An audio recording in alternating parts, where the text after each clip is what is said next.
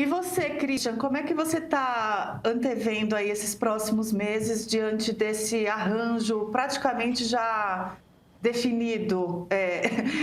Praticamente, né? Não vamos cravar que está definido em torno do Tarcísio, porque realmente não está, mas os jantares da semana passada na casa do Antônio Rueda, que é um dos presidentes da Federação União PP, também já dava esse sinal de que, ó, não, estamos caminhando para isso mesmo.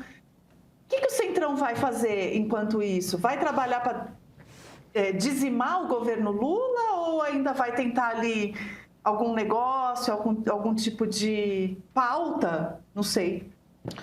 Olha, às vezes quando os partidos do Centrão estão dizendo que já é o Tarcísio, na verdade eles não estão falando isso para a imprensa, eles estão falando isso para o Tarcísio. Ó, você vai ter que ir, você vai ter que ir, é isso que ele está querendo dizer.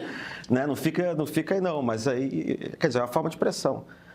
Eu acho que estão acontecendo algumas coisas interessantes também, né? Eu vi, não sei se já fazer uma observação, não sei se vocês viram, imagina, vocês veem tudo, muito mais do que eu, que é a notícia de que o PL está se tornando realmente todinho, integralmente um partido de extrema-direita, né? Os poucos que não eram bolsonaristas e tal estão sendo postos para fora, para ficar uma espécie de partido de extrema-direita puro sangue, né? É isso que quer dizer bolsonarista, na verdade, mesmo sem Bolsonaro. Então, eles estão investindo nesse perfil. A gente tem uma variável a respeito da relação entre executivo e legislativo que foi muito bem descrita pelo Magno, né? Que é o fato de que a esquerda hoje é um time ruim que tem um artilheiro, o melhor artilheiro do país. Artilheiro é a capacidade de vencer a eleição, né? Eu estou velho com o negócio de futebol, é o Zico, né? O Zico, o resto é o time do Bangu, é o time de São Cristóvão, sei lá, um time desse. Mas ele consegue ganhar a eleição. Aí a gente tem que ver, aí fica exatamente nesse cenário que você está falando. Assim. O Centrão adoraria ter um presidente para si próprio, porque ele ia comer tudo de novo. Ia ser como se fosse o governo Bolsonaro, só que sem os militares. Quer dizer, aí é melhor ainda, porque eles iam dominar aquilo ali, ia ter Ciro Nogueira de novo de primeiro-ministro, né? Porque ele era uma espécie de primeiro-ministro do Bolsonaro, né? E aí você resolvia, digamos assim, um problema de governabilidade do país, porque você ia alinhar de novo legislativo com executivo. Estou falando que seria uma boa governabilidade para o país, mas você resolvia o problema da governabilidade, né? Porque esse problema da governabilidade ele tá colocado, é isso que eu estou querendo dizer de uma maneira mais estrutural, para além digamos, da descrição da conjuntura imediata, como foi bem colocado aqui, né? Porque a gente está sem modelo de governabilidade desde 2015.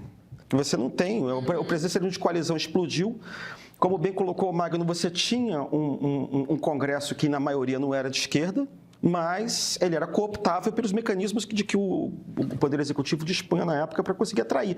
E a sociedade não era ideologicamente tão polarizada. Então, o que aconteceu foi exatamente o que foi descrito, né?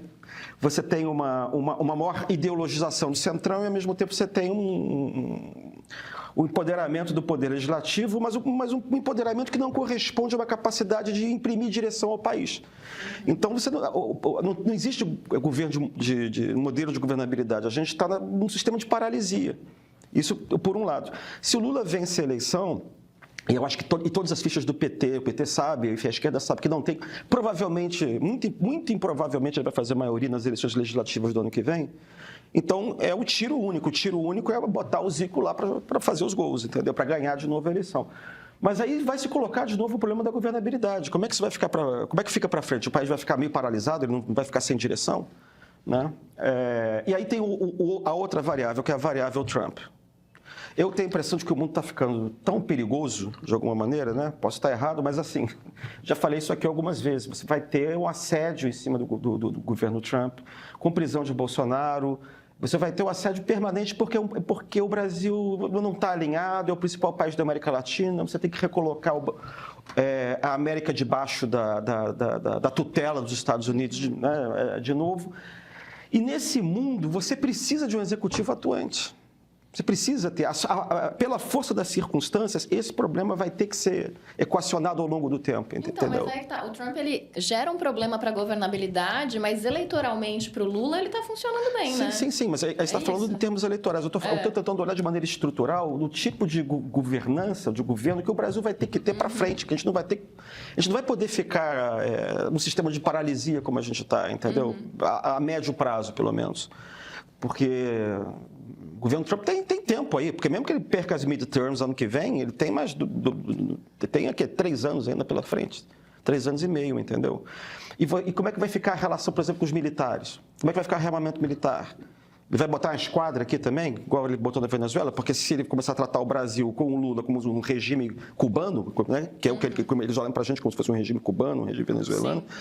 Quer dizer, tudo isso são forças que ajudam a reconfigurar a política interna. É que a gente é muito acostumado a olhar a política como se não existisse uma variável externa. Entendeu? E esse contexto externo está mudando muito rápido, entendeu? E isso não tem como não afetar. Então, no curto prazo, eu acho que isso até ajuda o Lula a se reeleger.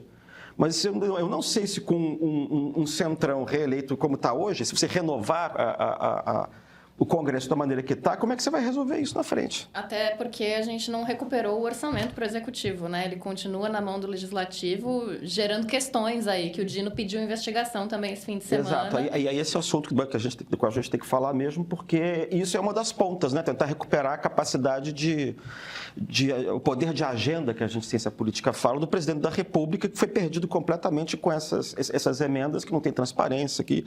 E talvez o Congresso só pense em fazer alguma coisa depois da eleição. Quer dizer, quando for um outro Congresso renovado, porque antes da eleição todo mundo está de olho que ninguém vai continuar essa novela aí a respeito dessas emendas e da pressão do Supremo em cima.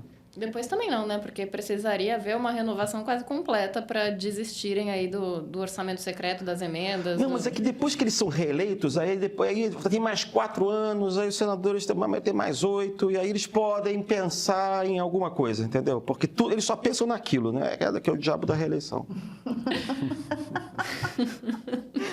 Eles só pensam naquilo. Hashtag referência de velho, que eu peguei perfeitamente, denunciando a minha própria idade. O fato é que nós sempre vivemos surtos autoritários. Historicamente, dar golpe no Brasil é um negócio de menor risco que você pode tentar, né? À medida em que houve um processo de erosão democrática no Brasil, esse processo foi acompanhado de uma maior politização das Forças Armadas. Não havia politização das Forças Armadas? O que eu tenho certeza é que os alto comando não aceitaram uma intervenção militar. Nós nunca tivemos dúvidas em não sair da legalidade. Não há dúvidas. De um ponto de vista histórico, o que está em julgamento no Supremo é o velho viés antidemocrático das Forças Armadas brasileiras.